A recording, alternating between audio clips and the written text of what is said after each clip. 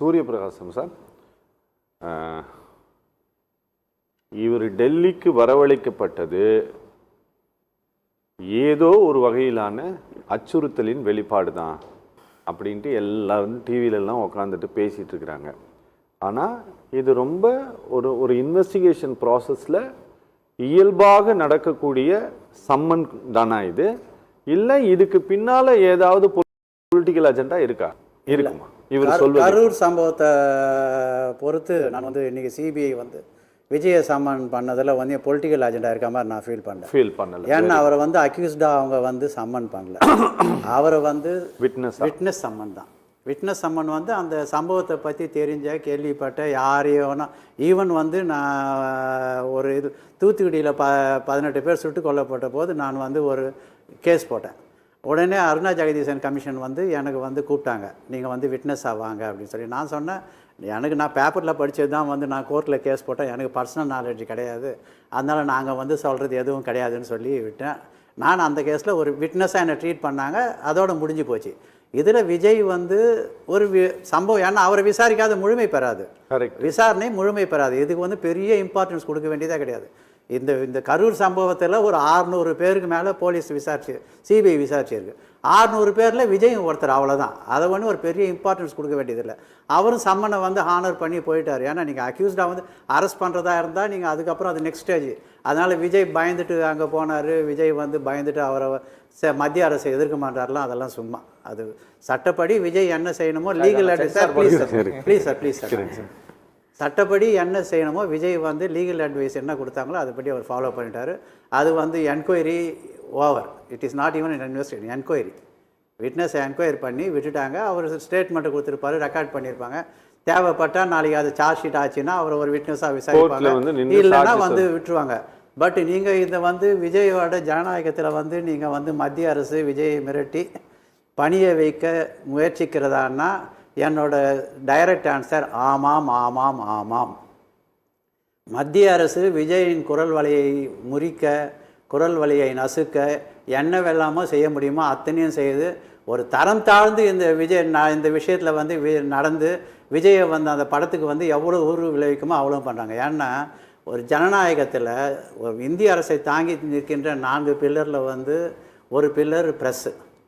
அதில் ப்ரெஸ்ஸில் கருத்து சுதந்திரம் தான் ரொம்ப முக்கியம். ப்ரெஸ்ஸு சினிமாவும் பார்ட் ஆஃப் த ப்ரெஸ்ஸு தான். ஏன்னா அவங்க ஒரு ப்ராபகேட்டு ஒரு இன்டெரக்டாக, சில பேர் டைரெக்டாக அவங்களோட பாலிசிஸை இது பண்ணுவாங்க, இன்னும் சில பேர் இன்டெரக்டாக பண்ணுவாங்க. இது விஜய் ஜனநாயகன்ற ஒரு படத்தை எடுக்கிறாரு. நீங்கள் சொன்ன மாதிரி இதுக்கு எந்த வகையில் ஒரு அச்சுறுத்தல் இருக்குன்னா நீங்கள் கேட்டால் மக்கள் வியந்து போவாங்க. ஜட்ஜு அங்கே ஃபஸ்ட் ஆர்டர்ஸை டிக்டேட் பண்ணிட்டே இருக்காங்க. ஜஸ்டிஸ் ஆஷா எப்போவுமே சீஃப் ஜஸ்டிஸ் கோர்ட்டில் மென்ஷனிங் அந்த 10:30 மணிக்கு சிஜே பெஞ்ச் உட்காந்துச்சுன்னா அந்த ஒரு 1 நிமிஷம் தான் கிடைக்கும்.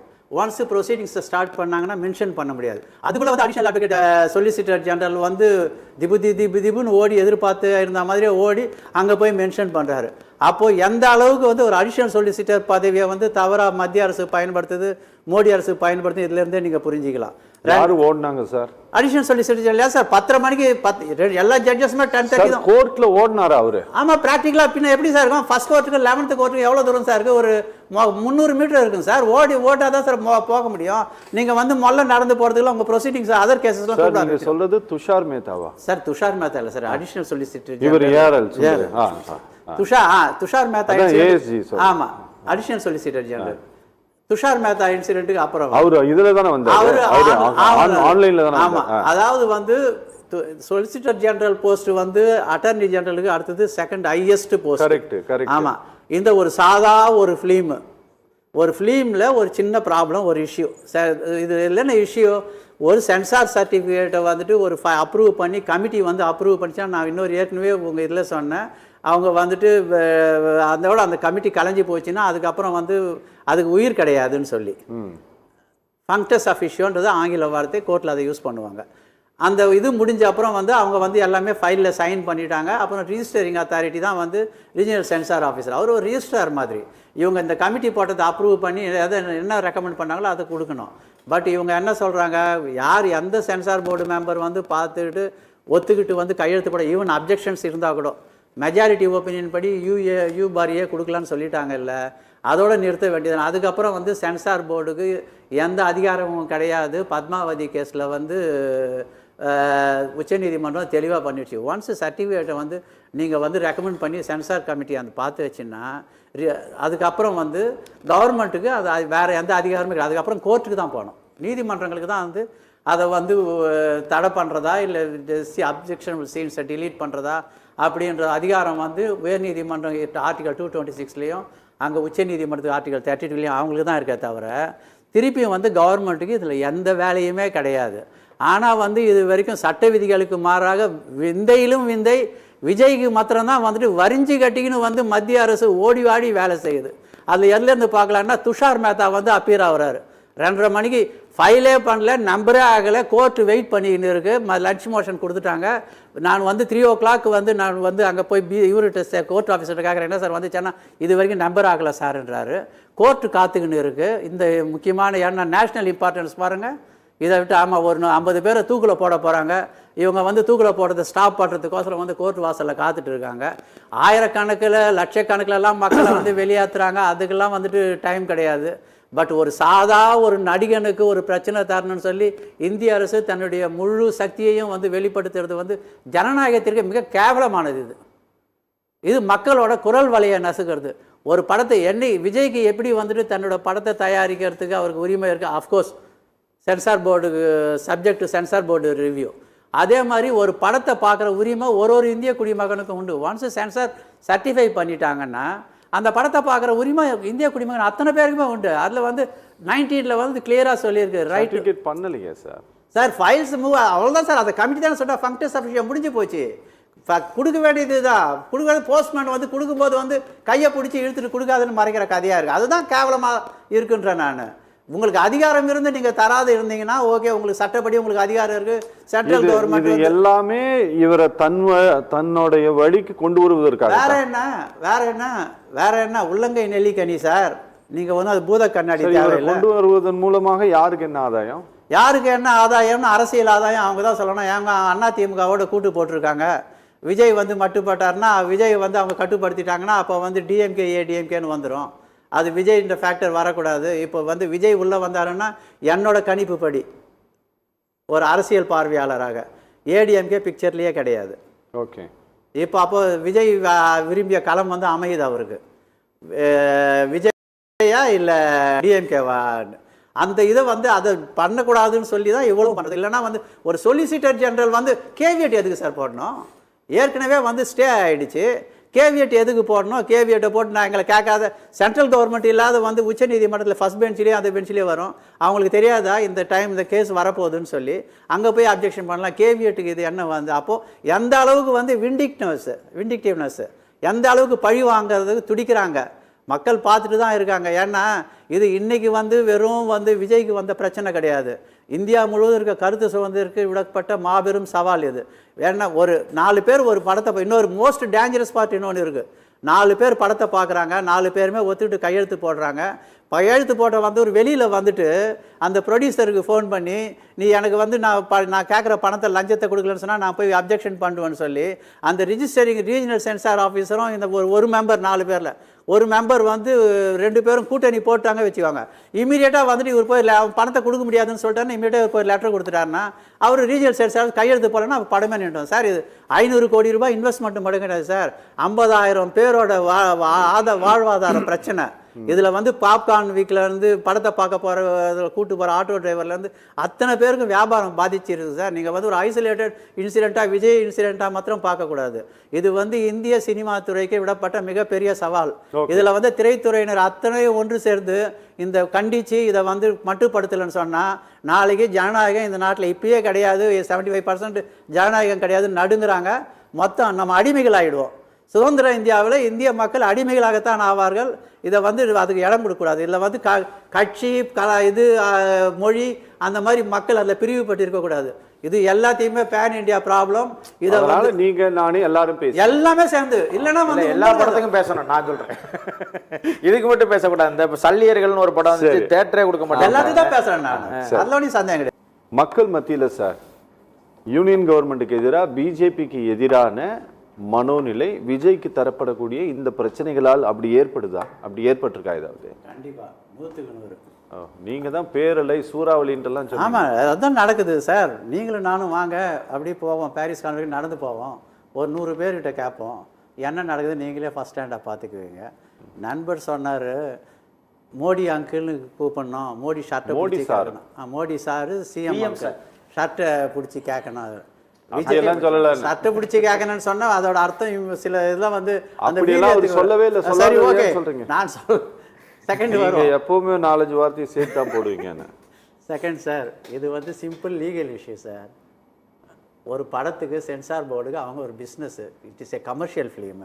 கமர்ஷியல் ஃபிலிமில் வந்து அவங்க ப்ராப்ளம் பண்ணுறாங்க பிகினிங். அப்புறம் ஏன் இது ஏன் அதுதான் நான் சொல்கிறேன். கமர்ஷியல் ஃபிலிமாக அவங்க சென்ட்ரல் இல்லை நீங்கள் சொல்கிறது அதுதான் நான் வரேன், அந்த இதுக்கு உங்கள் இதுக்கு வரேன், நான் புரிஞ்சுக்கிட்டேன். அவங்க இதுவை கமர்ஷியல் ஃபிலிமுக்கு ஒரு கமர்ஷியல் வெஞ்சருக்கு அவங்க இது பண்ணும்போது அதில் மோட்டிவ் என்ன, சென்ட்ரல் கவர்மெண்ட் வராது இருந்தால் சென்சார் போர்டு வந்து இதை வந்து அப்படியே வந்துட்டு சரி இதால் யாராவது பாதிக்கப்பட்ட மக்கள் கோர்ட்டுக்கு போய் அவங்க ஸ்டே பண்ணணும்னா என்ன சார், நான் ஏற்கனவே சொல்லிட்டேன், லீகல் பொசிஷனை கிளியர் பண்ணிட்டேன்.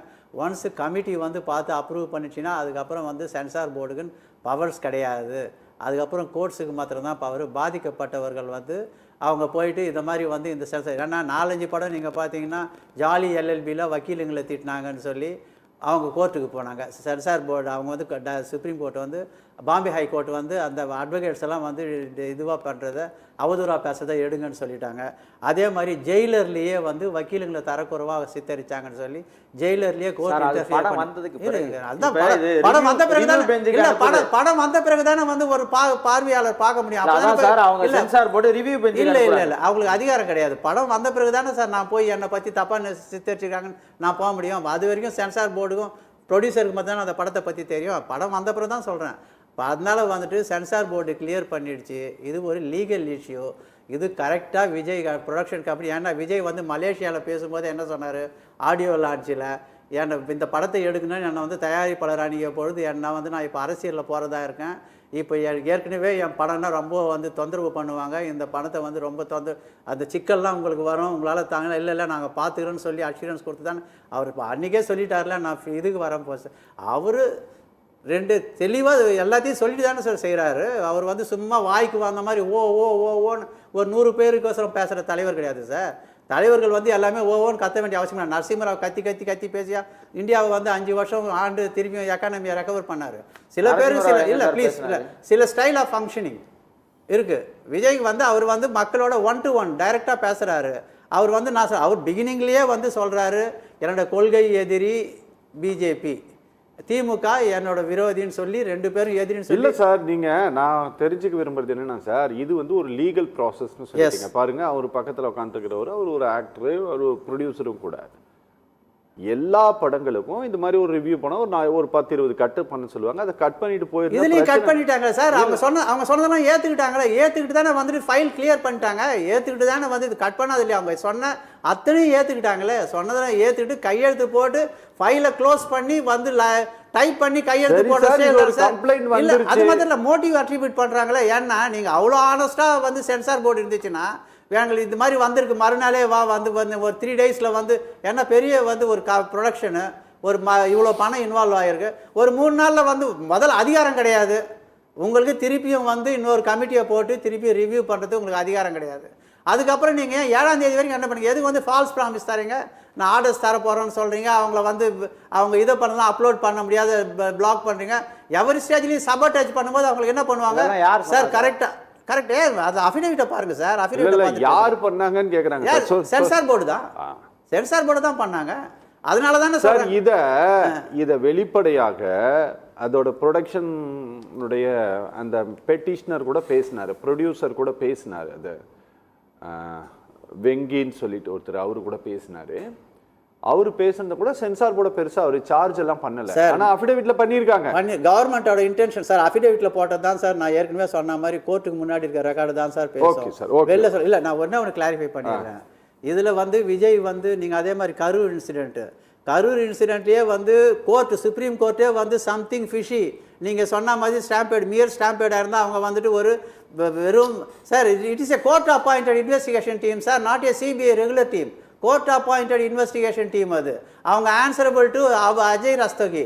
அவர் இல்லாத அவருக்கு திருப்பி இவங்க வந்து நேராக போய் கவர்மெண்ட்டிட்ட கொடுக்க முடியாது. அதனால வந்து இதில் வந்து அந்த ஆங்கிளையும் ரிசர்ச் பண்ணுறாங்க. அந்த கேஸில் நீங்கள் எதனால் நீங்கள் வந்து செக்ரட்டரி லெவல் ஆஃபீஸர்ஸும் எதனால் ஏடிஜிபி லாண்ட் ஆர்டரும் உட்காந்து ஒரு கமிஷன் போட்ட பிறகு பேசுனாங்க அப்படின்னு சொன்னதை தான் ஃபிஷ்ஷின்னு சொன்னதே தவிர வேற என்னத்த சொன்னாங்க? அதுக்கப்புறம் சரி அது ஃபிஷ்ஷின்னு சொன்னதுக்கு அதுக்கப்புறம் அஜய் ரஸ்தோகியை போட வேண்டிய அவசியம், ரிட்டையர்ட் சுப்ரீம் கோர்ட் ஜட்ஜை போட வேண்டிய அவசியம் என்ன சார்? ஏன்னா நீங்க வந்து சிபிஐ கையில வந்துட்டு இந்த இதை அப்படியே கொடுத்தாங்கன்னா அங்க ஏதாவது மேனிப்புலேஷன் வரக்கூடாதுன்னு சொல்லி தான் வந்து Ajay Rastogi experience supreme court ஜட்ஜை வந்து போட்டது. அதனால வந்து அவங்க தெர் இஸ் சம்திங் ஃபிஷி. அது உங்களுக்கு சுப்ரீம் கோர்ட்டுக்கும் அந்த சந்தேகம் இருக்குது, எனக்கும் சந்தேகம் இருக்குது, நிறைய மக்களுக்கும் சந்தேகம் இருக்குது. உண்மை வெளி வரப்போகுது, பார்த்துட்டு கொஞ்ச நாள் வெயிட் பண்ணுவோம். ஏன்னா பிப்ரவரி அந்த கேஸ் வரப்போகுது. இன்னைக்கு ப்ரெஸ் மீட் கொடுத்த அன்னைக்கு வீடியோவை வெளியிட்டு கடவுளே என்கிட்ட நேரில் வந்து பேசுனது போல இருந்ததுன்ட்டு விஜய் வீடியோ வெளியிட்ட பிறகு அடுத்த அரை மணி நேரம் கழித்து தான் இந்த மாநிலத்தினுடைய law and order ADGP Davidson Devasirvatham press meet கொடுத்தாரு. இன்னைக்கு 2 பேரையும் தான் விசாரணை கூப்பிட்டுருக்காங்க.